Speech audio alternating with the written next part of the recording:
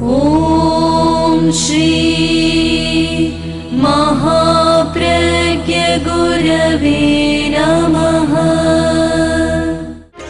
जिसके सांसों में रहता है शाश्वत शांति का स्पंदन, उस महाप्रज्ञ को वंदन, उस महाप्रज्ञ को वंदन। सत्य अहिंसा अनेकांत को अर्पित जिसका तन मन, उस महाप्रज्ञ को वंदन, उस महाप्रज्ञ को वंदन। जिसके सांसों में रहता है शाश्वत शांति का स्पंदन, उस महाप्रज्ञ को वंदन, उस महाप्रज्ञ को वंदन।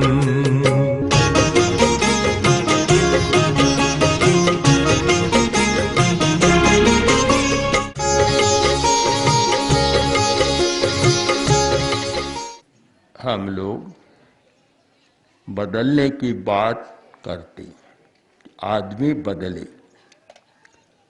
परिस्थिति तो आदमी के साथ बदलेगी, पर आदमी नहीं बदलता तो परिस्थिति भी नहीं बदलती। आदमी भी बदल सकता है और परिस्थिति भी बदल सकती है। बदलने की बात हम यथार्थ की भूमि पर कर रहे हैं, वह निराधार बात नहीं है। क्योंकि मैं आत्मा में विश्वास करता हूँ और कर्म में विश्वास करता हूँ। भगवान महावीर ने कर्मवाद के जो सूत्र दिए हैं वे बहुत दुर्लभ सूत्र हैं। बहुत सारे दार्शनिक मानते हैं कि जो कर्म किया वह भुगतना ही पड़ेगा, किंतु भगवान महावीर ने जो कहा वह एक बहुत विचित्र बात है। उन्होंने कहा कि किया हुआ कर्म भुगतना भी पड़ता है और उसको बदला भी जा सकता है। एक नई बात थी। नत्थि अवैक्ता मोक्षो तव सावा निजरिक्ता, बिना भोगे छुटकारा नहीं। ये सामान्य सच्चाई, प्राथमिक सच्चाई।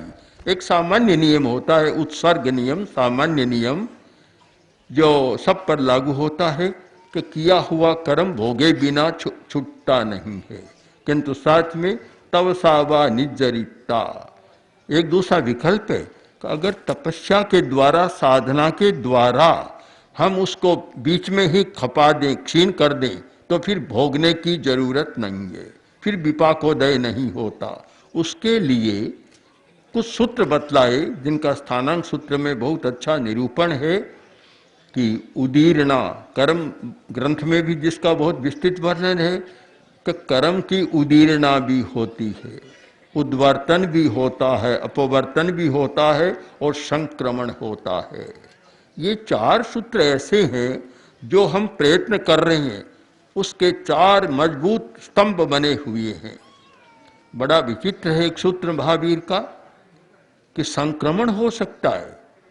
एक व्यक्ति ने पुण्य कर्म का बंद किया और बाद में उसका आचरण, चिंतन सब कुछ प्रमादमय गलत हो गया, तो वह पुण्य पाप में बदल जाएगा, संक्रमण हो जाएगा।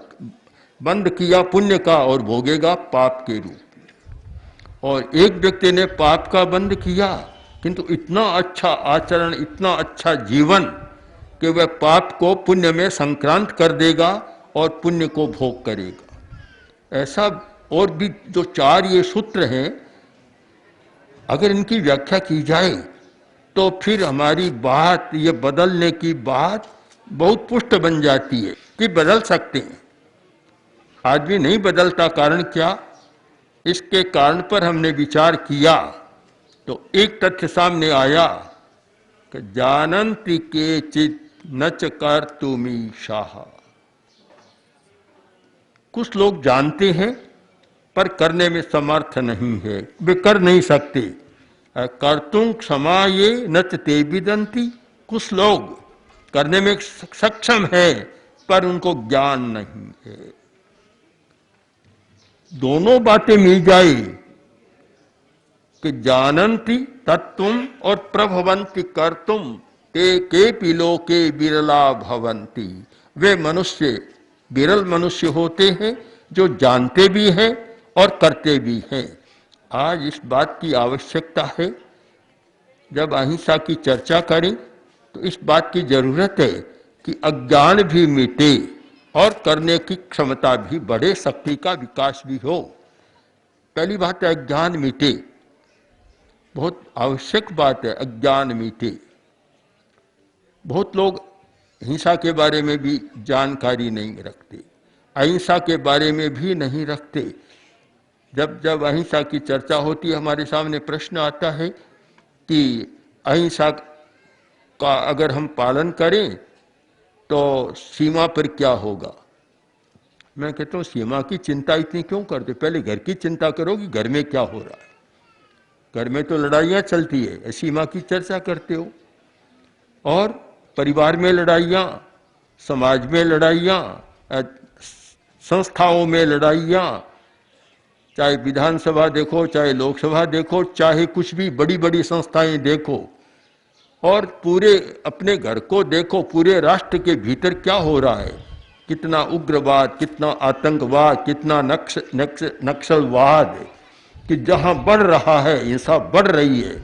आज हम नेपाल की दशा पर विचार करें कि वहां माओ उग्रवादी इतने शक्तिशाली हो गए कि सरकार भी कठिनाई में है, और न जाने कितने पुलिस के अधिकारियों की, फौज के अधिकारियों की हत्या होती रहती है। कितनी भयंकर स्थिति बन गई। हम विचार करें अपने राष्ट्र की स्थिति पर, समाज की स्थिति पर, परिवार की स्थिति पर और स्वयं की स्थिति पर। एक बार सीमा को छोड़ दे, सरकार चिंता कर रही है और पूरे शस्त्र अस्त्र बन रहे, आपको ज्यादा चिंता करने की जरूरत नहीं। और आजकल युद्ध कहाँ होगा, सब डरते हैं एक दूसरे से। बड़ा राष्ट्र छोटे से डर रहा है और छोटा राष्ट्र बड़े से डर रहा है। जिसके पास परमाणु हथियार है, चाहे कितना ही छोटा हो, अमेरिका भी उत्तरी कोरिया से डरता है, भय खाता है। और अमेरिका जैसा शक्तिशाली राष्ट्र जब एक कोई चेतावनी आती है कि आक्रमण करेंगे, फिर नष्ट करेंगे, सारा राष्ट्र कांप उठता है। सब डर रहे हैं एक दूसरे से। ऐसा कोई राष्ट्र बता दें कि जो न डरता हो, सब डर रहे हैं। तो युद्ध की बात आज ज्यादा नहीं है, वे तो अणुअस्त्र बनाने वाले जानते हैं, सरकार जानती है, और सीमा पर लड़ने वाले फौजी बहुत है, कोई कमी नहीं है। पहले चिंतन करो कि खुद की हिंसा मिटे। अभी हम आ रहे थे और एक गांव से बाहर आए, एक युवक खड़ा था, बोला मंगल पाठ सुनाओ। मैंने कहा किस बात का मंगल पाठ? कि मैं अहिंसक खेती शुरू कर रहा हूं, इसमें न तो कोई रासायनिक खाद होगी, न कोई जीव जंतु को मारने के लिए किसी वस्तु का छिड़काव होगा, केवल शुद्ध तरीके से गाय के गोबर से बिल्कुल अहिंसक तरीके से खेती कर रहा हूं। मैंने कहा तब जरूर मंगल पाठ सुनाएंगे। अगर हमारा अज्ञान मिटे तो बहुत हिंसा से बचा जा सकता है, जो अनावश्यक हिंसा हम कर रहे हैं। भगवान महावीर ने श्रावक की आचार संहिता में सबसे पहली बात यही कही कि तुम संकल्पजा हिंसा से बचो, अनावश्यक हिंसा से बचो। अब रोटी पानी के लिए सामान्य होती है वह होती है, पर अनावश्यक कितनी हो रही है। कितना पानी का अपव्यय हो रहा है, पानी इतना महंगा हो रहा है। शायद एक समय आने वाला है कुछ दशकों के बाद कि दूध, दही, घी, आटा, भोजन, जितनी वस्तुएं महंगी है उससे भी ज्यादा महंगा होने वाला है पानी। पीने को मिलेगा नहीं, फिर ये गंदी नालियों का पानी साफ कर करके पीना पड़ेगा, कोई उपाय भी नहीं। हिंसा कहाँ हो, हिंसा पर विचार करें। हम बड़ी बात लेकर सब बात को छोड़ देते हैं, बस एक सीमा की बात को लेकर अहिंसा की बात को उड़ा देते हैं। ऐसे अहिंसा की बात उड़े तब तो हिंसा का साम्राज्य हो जाएगा। अहिंसा की बात इतनी कमजोर नहीं है। हमें विचार करना है कि हिंसा बढ़ रही है, इसका कारण अज्ञान। पहली बात है अज्ञान, मनुष्य का अज्ञान है बहुत सारा, कि वह जानता नहीं कि हिंसा का क्या दुष्परिणाम हो रहा है। लड़ाई झगड़े भी बहुत होते हैं। लड़ाई झगड़े क्यों होते हैं? आदमी में धैर्य नहीं है, सहन करने की शक्ति नहीं है। ये क्यों इतनी कमजोर हो गई कि वह हिंसक खेती का अन्न खाया जाता है, हिंसक खेती के पदार्थ खाए जाते हैं और वे शरीर को विकृत बनाते हैं, मन को विकृत बनाते हैं। फिर लड़ाई झगड़ा, गुस्सा, नशा ये सारे बढ़ते हैं। अज्ञान मिटे, कैसे मिटे? बहुत आवश्यक है अज्ञान। जानकारी हो, जनता में अज्ञान बहुत है। हिंसा के बारे में भी बहुत अज्ञान और अहिंसा के बारे में भी बहुत अज्ञान। यह नहीं समझते कि हिंसा का क्या क्या परिणाम हो रहा है और किस प्रकार हिंसा के कारण समस्याएं बढ़ रही है, और यह भी नहीं जानते कि अहिंसा का कितना अच्छा परिणाम हो सकता है और अहिंसा के द्वारा किस प्रकार शारीरिक स्वास्थ्य ठीक हो सकता है। अहिंसा के द्वारा आप ध्यान दें इस पर, अहिंसा के द्वारा हमारा शारीरिक स्वास्थ्य भी ठीक हो सकता है, मानसिक स्वास्थ्य भी ठीक हो सकता है और भावात्मक स्वास्थ्य ठीक होता है। जब स्वास्थ्य ठीक होता है, मन ठीक होता है, शरीर ठीक होता है, भाव ठीक होता है, तो उस अवस्था में अहिंसा का विकास होता है और सारा सकारात्मक दृष्टिकोण बन जाता है। एक आदमी की जेब कट गई, मित्र मिले और बोले भाई बुरा हुआ, तुम्हारी जेब कट गई, सुना है कहाँ कट गई, बुरा हुआ, पर बात क्या है, तुम खुश हो, अभी तक चेहरे पर उदासी नहीं है। बोला तुम समझते नहीं हो, बहुत अच्छा हुआ। क्या हुआ कि एक जेब में 10 रुपए थे, वह कट गई, 1000 वाली बच गई, मैं दुखी क्यों बनूंगा? जिसका दृष्टिकोण सकारात्मक होता है वह भला अच्छाई को देखता, बुराई को नहीं देखता, अच्छाई की ओर ध्यान जाता है। कमियां तो जगत में होती रहती है, पर आदत ये हो गई कि एक आदमी दूसरे आदमी की कमी को ही देखेगा, अच्छाई को नहीं देखेगा। चुनाव में कुछ बातें मजेदार होती है, सीखना तो नहीं है वे, पर जानना जरूर है। कोई भी सरकार आएगी, पहले वाली सरकार की विशेषता कभी नहीं बतलाएगी, केवल कमियां बताएगी, कमियां बताएगी। कोई चुनाव लड़ रहा था और किसी ने कह दिया कि पानी की कमी है, कि पहली सरकार की गलत नीतियों का परिणाम। हड़बड़ाहट में था, फिर किसी ने कहा कि सड़कें ठीक नहीं बनी है, कि पहली सरकार की गलत नीतियों का परिणाम है। ऐसे कहता गया, इतने में एक आदमी आया, आकर बोला कि आपके लड़का हुआ है कि विपक्ष की गलत नीतियों का परिणाम। भले भारत में पता ही नहीं लगता। जब नकारात्मक दृष्टिकोण होता है, कमी कमी देखता है, अच्छाई को कभी देखता नहीं है, पता नहीं लगता संतान लड़का हुआ है, वह भी विपक्ष की गलत नीतियों का परिणाम हो जाता है। हम दृष्टिकोण बदलें, हमारा दृष्टिकोण बदलना चाहिए कि अहिंसा क्या है। अहिंसा हमारे जीवन का एक ऐसा सरस है, सरस पहलू, जिसको हम ठीक समझ सके तो हम कांटों की चुभन को भी सहन कर सकते हैं। मिल्टन अंग्रेजी साहित्य का एक बहुत बड़ा आदमी है, अंधा हो गया, शादी की, स्त्री बहुत सुंदर थी पर लड़ाकू थी। मित्र आए एक दिन, बोला कि मिल्टन साहब बड़े भाग्यशाली हो, तुम्हारी स्त्री तो गुलाब के फूल के समान है। बोला मेरी आंख चली गई, मैं रंग तो देख नहीं सकता, कांटों की चुभन जरूर देखता हूं, अनुभव करता हूं। हम गुलाब और कांटे, गुलाब का फूल और कांटे दोनों साथ साथ हैं, पर दृष्टिकोण का जो होता है, हम किसको कैसे कर सकते हैं, कैसे सहन कर सकते हैं। हम सिर्फ एक बात पर विचार करें कि हमारा दृष्टिकोण सकारात्मक बन जाए, अज्ञान मिटे और हम हिंसा को भी समझने का प्रयत्न करें, हिंसा के कारणों को भी जानने का प्रयत्न करें, जो बहुत कम हो रहा है। बुरा कोई न माने, हमारे जितने भी अहिंसा का नारा लगाने वाले हैं, जय घोष लगाने वाले हैं, अहिंसा परमो धर्म को आकाश तक सुनाने वाले हैं, कुछ भाई ऐसे भावावेश में होते हैं कि बोलो जोर से बोलो और जोर से बोलो कि आकाश गूंज उठे। अरे आकाश नहीं, पहले धरती को तो सुना दो, आकाश तो ऊपर की बात रही, तुम्हारी क्या काम आएगा। अहिंसा परमो धर्म का नारा लगाने से नहीं होगा, अहिंसा के मर्म को समझना होगा और हिंसा के कारणों को समझना होगा। जब तक हम हिंसा के कारणों को नहीं समझते तब तक अहिंसा के नारा कोरा नारा रहता है।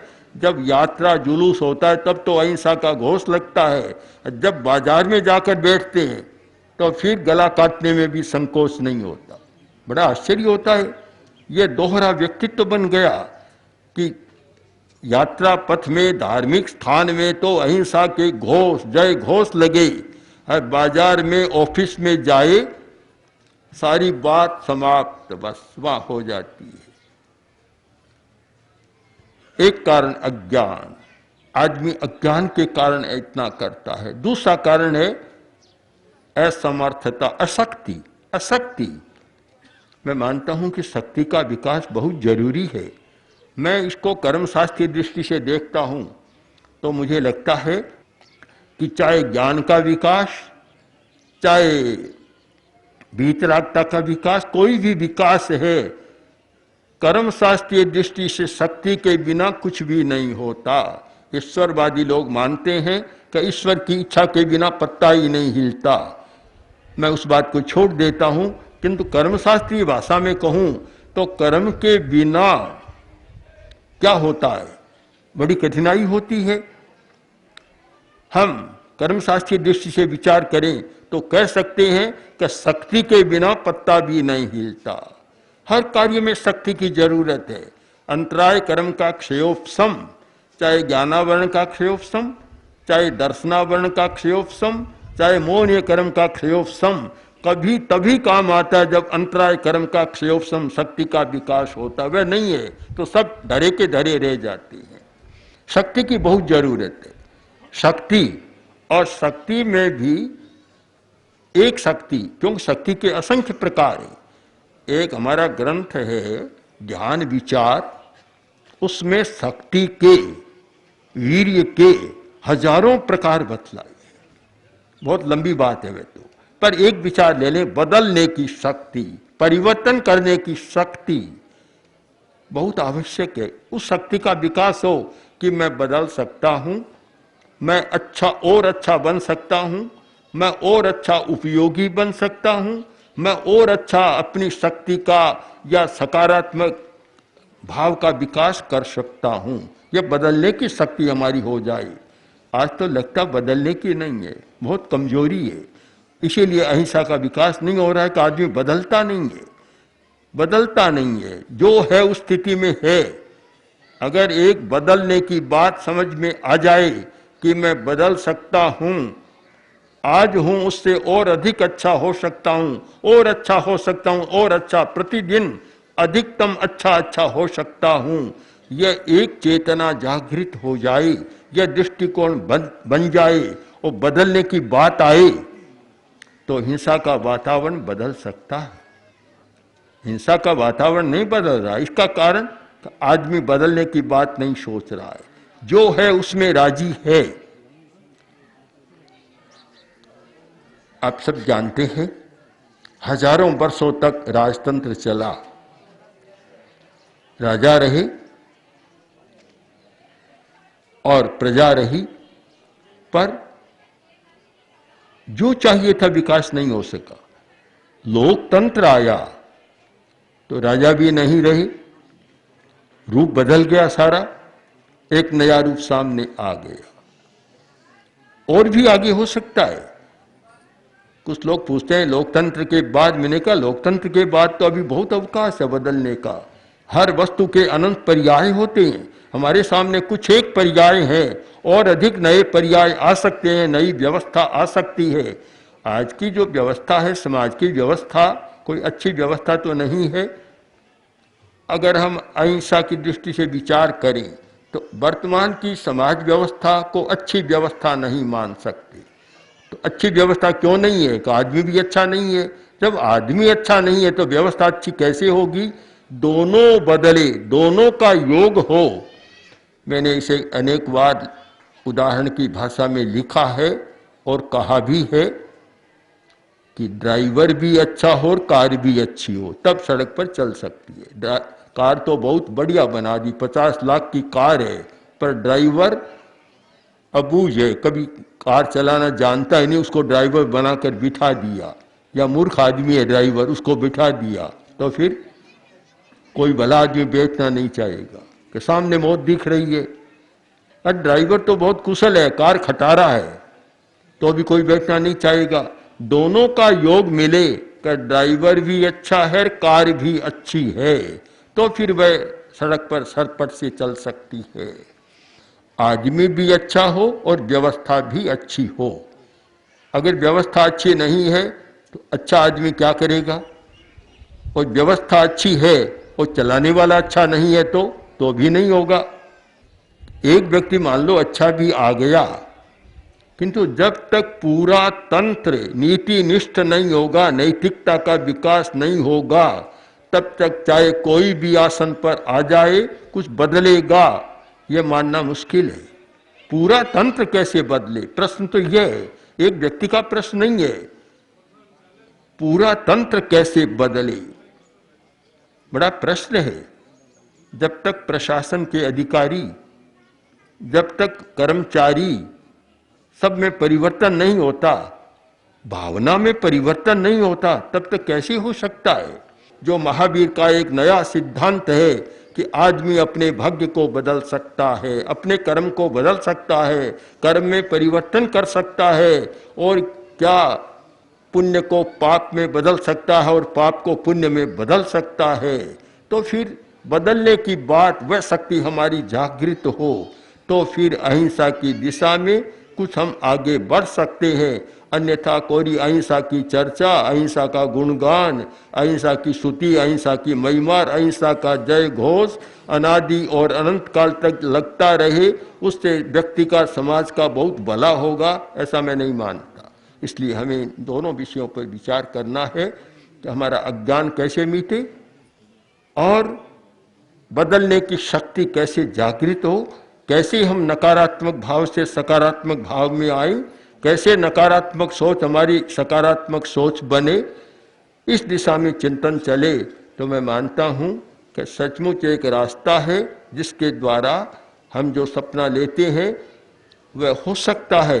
इसलिए हो सकता है कि इसमें चेतना का परिवर्तन है, इसमें कोरा दूध का लोटा नहीं डालना है, किंतु साथ में चेतना का लोटा डालना है। और जहाँ चेतना का रूपांतरण होता है, परिवर्तन होता है, वहाँ यह सब शक्य हो सकता है। उसके बिना कोरी राजज्ञा, कोरा कानून कभी शक्य नहीं हो सकता। इन सारे प्रश्नों पर विचार करने के लिए यह अहिंसा यात्रा को मैं उपयोगी मानता हूँ। और इस यात्रा के दौरान इस विषय पर कितना चिंतन मंथन विचार विमर्श हुआ है और कितने लोगों को कुछ जानने को मिला है, और यहाँ के लोग भी इसे समझने का प्रयत्न करेंगे, तो मैं मानता हूँ कि शायद हम अपने भविष्य को और अच्छा बना सकते हैं, और शांतिमय, आनंदमय और शांतिपूर्ण सह-अस्तित्व, जातियों संप्रदायों में परस्पर सौहार्द, ऐसे वातावरण का निर्माण कर सकते हैं। ओम आर ओम श्री महाप्रज्ञ गुरवे नमः। ओम श्री महाप्रज्ञ गुरवे नमः। ओम श्री महाप्रज्ञ गुरवे नमः। ओम श्री महाप्रज्ञ गुरवे